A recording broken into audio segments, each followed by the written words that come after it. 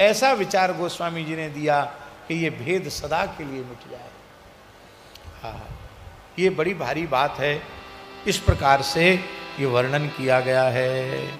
बोलो भक्तवत्सल भगवान की जय। जानामि धर्मम नच में प्रवृत्ति, जानाम्य धर्मम नच में निवृत्ति, त्वया महादेव हृदय स्थितेन यथा नियुक्तोस्मि तथा करोमि। यह प्रार्थना करके शिव पूजन करना चाहिए।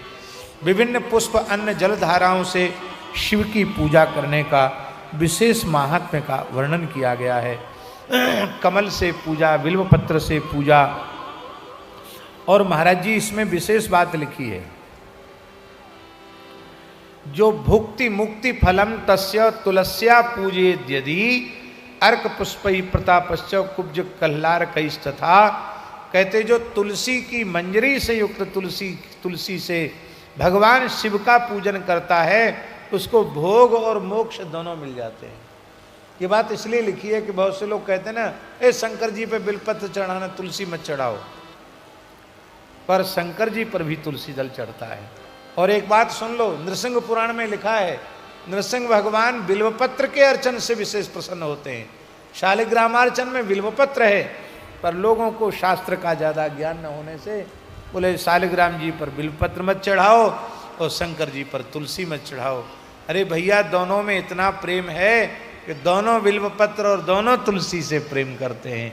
बोलो भक्तवत्सल भगवान की जय। शमी पुष्प जो शंकर जी को अर्पित करता है उसको मुक्ति प्राप्त हो जाती है।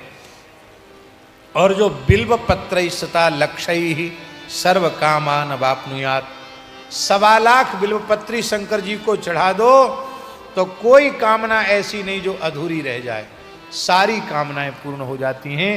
भारतवर्ष में एक ऐसा पवित्र स्थल है श्री वैद्यनाथ बाबा। वैद्यनाथ महादेव में हजारों वर्षों से जो बिहार में है वैद्यनाथ, वहां 1.25 लाख बिल्वपत्र शिव जी को नित्य चढ़ाए जाते हैं। हजारों साल हो गई, नित्य 1.25 लाख बिल्वपत्र चढ़ाए जाते हैं। और महाराज जी चारों ओर बिल्व का जंगल है, वहां ब्राह्मण बिल्व संचित करते हैं और 1.25 लाख बिल्वपत्र चढ़ाते हैं। बोलो भक्तवत्सल भगवान की जय। अलग अलग धाराओं से पूजन की बात कही गई, कैसे कैसे पूजन करना चाहिए। जिसको सन्निपात ज्वर हो जाए, प्रलाप की स्थिति आ जावे, तो जलधारा शतरुद्री से, 11 रुद्र से, रुद्र मंत्रों के जप से, पुरुष सूक्त से, 6 ऋचा वाले रुद्र सूक्त से, महामृत्युंजय मंत्र से, गायत्री मंत्र से, और कुछ न हो तो पंचाक्षर मंत्र से शिवजी पर जलधारा करने से और संपूर्ण रोगों का शमन हो जाता है।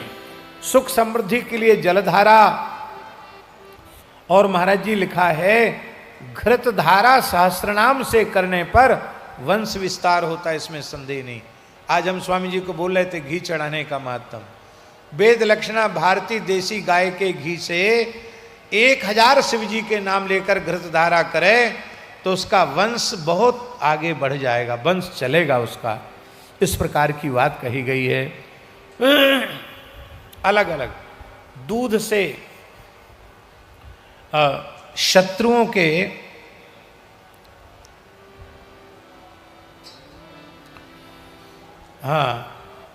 बुद्धि किसी की मंद है, जड़ है, याद नहीं होता है, तो उस व्यक्ति को शर्करा मिश्रित देसी गाय के दूध से शंकर जी का अभिषेक करने पर उसकी बुद्धि बहुत तीव्र हो जाती, धारणा शक्ति हो जाती है। लिखा है बृहस्पति समा बुद्धि, बृहस्पति के समान बुद्धि उसको प्राप्त हो जाती है।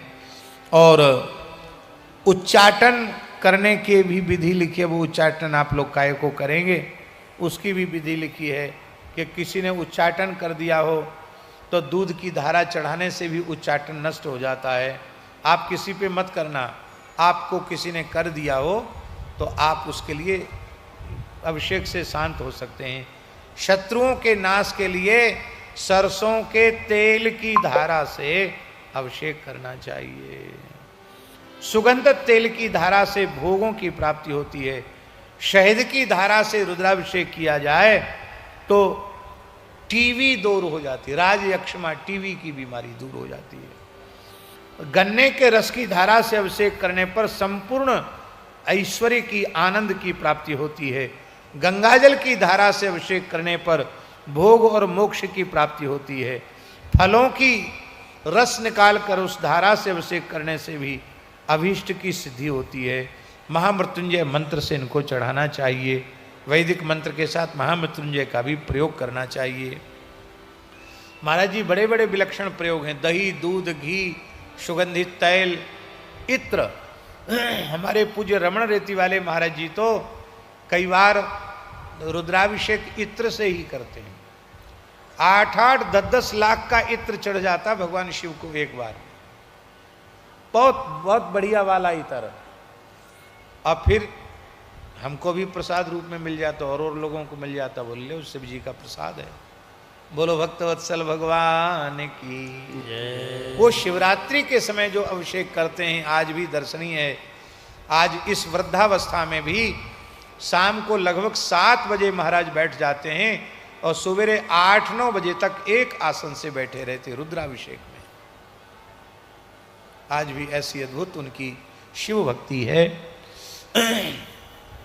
सृष्टि का वर्णन किया गया है। सारी सृष्टि भगवान से ही प्रकट होती है, अंत में भगवान में विलीन होती है। ब्रह्मा जी की संतानों का वर्णन और शिव और सती के महात्म्य का वर्णन। अब यज्ञ दत्त के पुत्र गणनिधि के चरित्र का वर्णन